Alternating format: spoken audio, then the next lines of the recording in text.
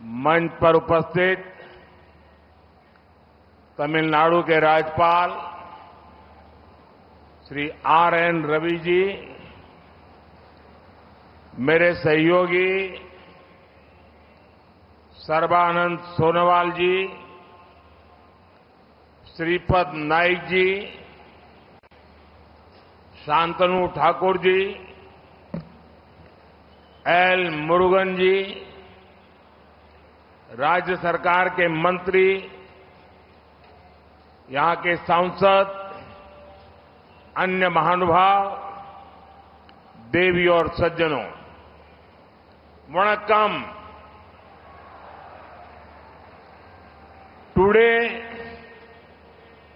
Tamil Nadu is writing a new chapter of progress in Thoothukudi. Many projects are being inaugurated or having foundation stones laid. These projects are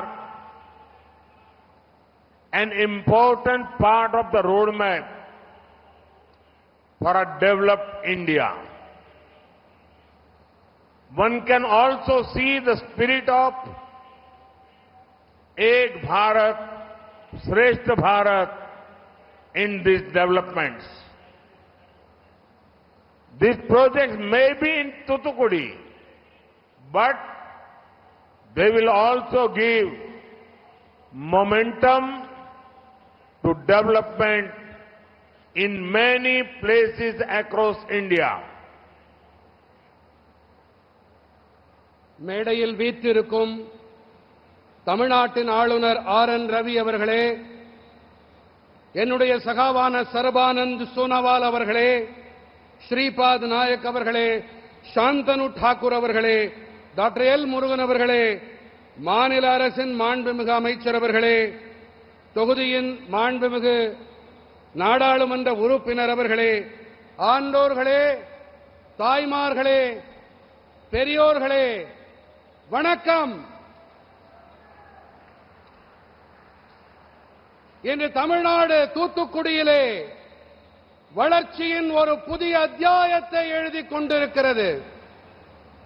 பல திட்டங்கள் தொடங்கப்படுகின்றன அல்லது அடிக்கல் நாட்டு விழாவை கொண்டாடுகின்றன. இந்த திட்டங்கள் தான் முன்னேற்றமடைந்த இந்திய வரைபடத்தின் முக்கியமானதொரு பகுதியாகும். அனைவருடனும் அனைவருடைய முன்னேற்றம், அனைவரின் நம்பிக்கை, அனைவரின் முயற்சி என்பதற்கான ஒரு எடுத்துக்காட்டும் கூட இவை. இந்த முன்னேற்றங்களில் ஒரே பாரதம், உன்னத பாரதத்தின் உணர்வை நம்மால் காண முடிகிறது. இந்த திட்டங்கள் வேண்டுமானால் தூத்துக்குடியிலே இருக்கலாம், ஆனால் இந்தியாவெங்கும் பல இடங்களில் இவை வளர்ச்சிக்கு உந்துதலாக இருக்கும்.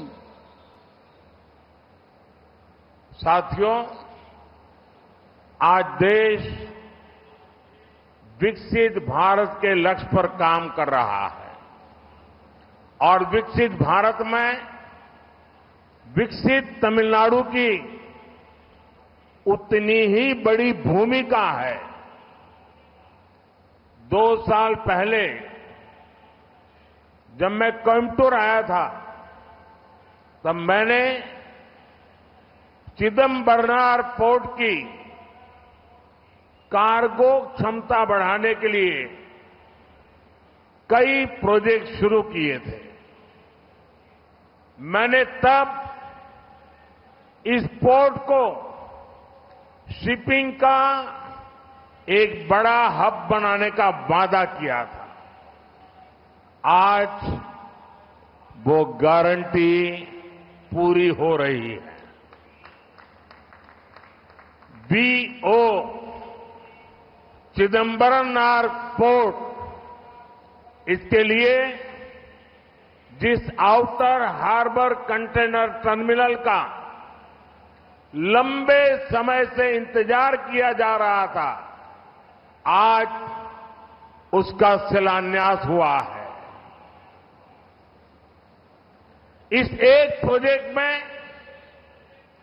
7,000 करोड़ रुपए का इन्वेस्टमेंट होगा। 900 करोड़ रुपए के कई प्रोजेक्ट्स का आज लोकार्पण हुआ है। इसके अलावा आज अलग अलग पोर्ट पर करीब 2,500 करोड़ रुपए के 13 नए प्रोजेक्ट्स का भी यहां से शिलान्यास हुआ है। मैरीटाइम सेक्टर के इस कायाकल्प से तमिलनाडु के लाखों लोगों को फायदा होगा। यहां के नौजवानों के लिए रोजगार के नए अवसर बनेंगे। நண்பர்களே, இன்று தேசம் வளர்ச்சியடைந்த பாரதம் என்ற இலக்கை நோக்கி பயணித்துக் கொண்டிருக்கின்றது. நமது இந்த வளர்ச்சியடைந்த பாரதத்திலே வளர்ச்சியடைந்த தமிழ்நாட்டின் பங்களிப்பு அதிக மகத்துவம் வாய்ந்தது. ஈராண்டுகளுக்கு முன்பாக நான் கோயம்புத்தூருக்கு வந்திருந்த வேளையிலே சிதம்பரனார் துறைமுகத்தின் சரக்குகள் கையாளும் திறனை அதிகரிக்கும் பொருட்டு பல திட்டங்களை தொடக்கி வைத்திருந்தேன். துறைமுகத்தை கப்பல் போக்குவரத்தின் ஒரு பெரிய மையமாக மாற்றியே தீருவேன் என்று அப்போதே நான் வாக்களித்து சென்றேன். இன்று அந்த உத்தரவாதம், இன்று அந்த கேரண்டி நிறைவேறி இருக்கிறது.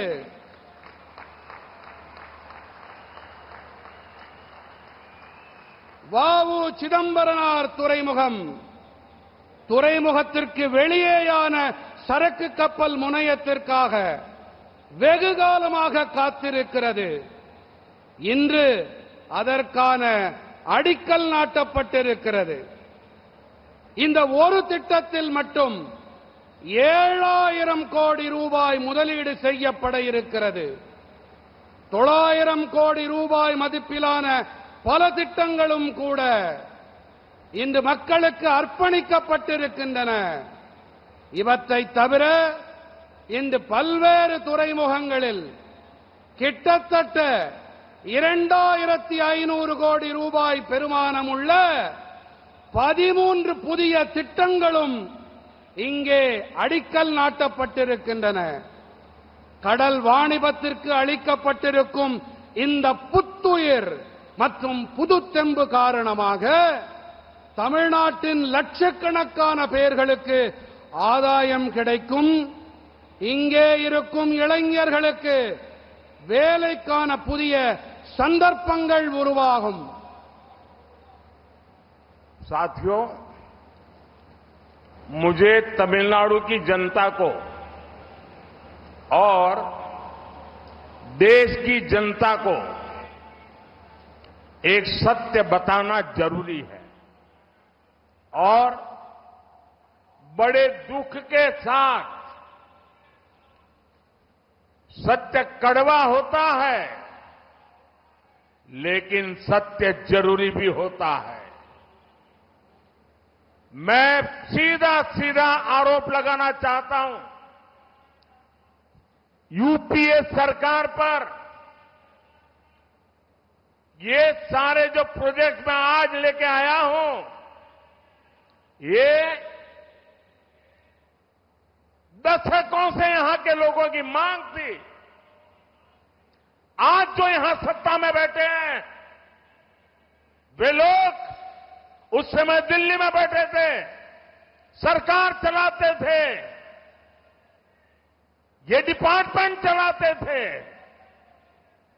लेकिन उनको आपके विकास की परवाह नहीं थी।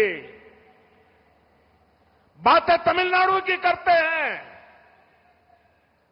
लेकिन तमिलनाडु की भलाई के लिए कदम उठाने की हिम्मत नहीं थी। आज ये आपका सेवक तमिलनाडु की धरती पर तमिलनाडु का नया भाग्य लिखने के लिए एक सेवक बनकर के आया है।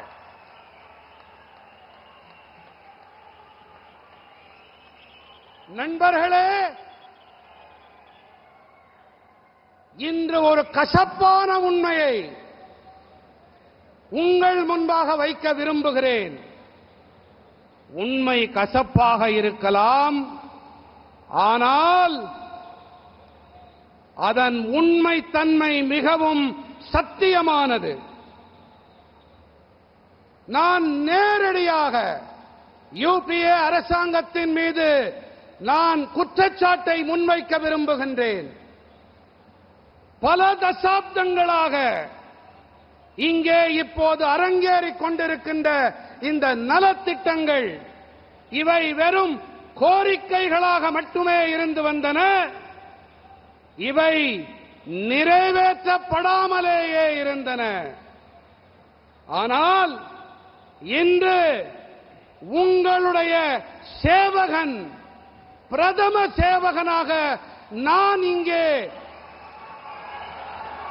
உங்களுடைய விருப்பங்களை, உங்களுடைய கோரிக்கைகளை, அந்த கனவுகளை நனவாக்க உங்கள் முன்பே வந்திருக்கின்றேன். साथियों, आज भारत की पहली हाइड्रोजन फ्यूल फेरी को भी लॉन्च किया गया है। ये फेरी जल्द ही काशी में गंगा नदी में चलना शुरू हो जाएगी। ये एक तरह से तमिलनाडु के लोगों का काशी के लोगों को बहुत बड़ा उपहार है। और काशी और तमिलनाडु का नाता मैं पिछले दिनों काशी तमिल संगम में जो ऊर्जा देखता हूं, जो भक्ति देखता हूं, जो भारत के प्रति प्यार देखता हूं, तो काशी के लोग और काशी जाने वाला हर कोई देशवासी जब इस फेरी में बैठेगा तो उसको तमिलनाडु भी अपना लगेगा। आज बीओसी पोर्ट पर desalination plant, green hydrogen production और बंकरिंग फैसिलिटीज का भी आरंभ हुआ है। इन प्रोजेक्ट से तूतुकुड़ी और तमिलनाडु ग्रीन एनर्जी और सस्टेनेबल डेवलपमेंट का एक बड़ा सेंटर बनेगा। आज दुनिया सुरक्षित भविष्य के लिए जिन विकल्पों की ओर देख रही है, तमिलनाडु उसमें बहुत आगे जाएगा। நண்பர்களே, ஹைட்ரோஜன் மூலம் இயங்கும் பாரதத்தின் முதல் மக்கள் பயணப் படகு இன்று தொடங்கப்பட்டிருக்கிறது. காசியின் கங்கை ஆற்றின் மீதும் இந்த பயணப் படகு வெகு விரைவிலேயே தன்னுடைய பயணத்தை தொடங்க இருக்கிறது. உங்களிடம் ஒரு விஷயத்தை தெரிவிக்க விரும்புகிறேன் நண்பர்களே. சில நாட்கள் முன்பாக காசியிலே காசி தமிழ்ச் சங்கமத்தில் பங்கெடுத்து உரையாற்றக்கூடிய நற்பேறு எனக்கு கிடைத்தது.